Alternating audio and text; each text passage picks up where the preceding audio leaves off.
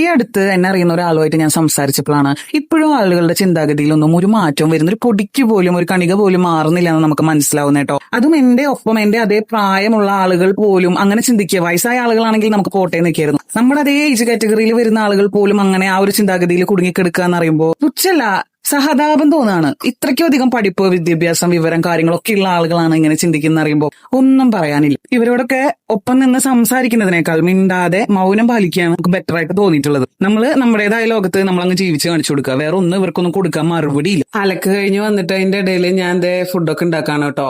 ഒന്നുമില്ല, കടല ഉപ്പേരി വെക്കുകയാണ്, പിന്നെ ഒരു മീൻകറി പോലെ ഇരുമ്പം പുളിക്ക് ഇട്ടിട്ടുള്ള ഒരു കറി, അത്ര മാത്രം. അതുകൂടി കഴിഞ്ഞാൽ ഞങ്ങളുടെ ഫുഡ് ഇത് കഴിഞ്ഞു. ഇതെന്റെ മീൽ പ്രപ്പാണ്. ഇന്നേക്കുള്ളതും നാളത്തേക്കുള്ളതുമായിട്ടുള്ള ഫുഡാണ് എന്റെ. അപ്പോ ഇതൊറ്റ നേരത്തേക്ക് മാത്രമുള്ള ഫുഡല്ല. അങ്ങനെയാണ് ഇന്നത്തെ നമ്മുടെ വിശേഷങ്ങൾ വരുന്നത്. അപ്പൊ ആദ്യമായിട്ട് കാണുന്നവരാണെങ്കിൽ സപ്പോർട്ട് ചെയ്യാൻ മറക്കല്ലേ.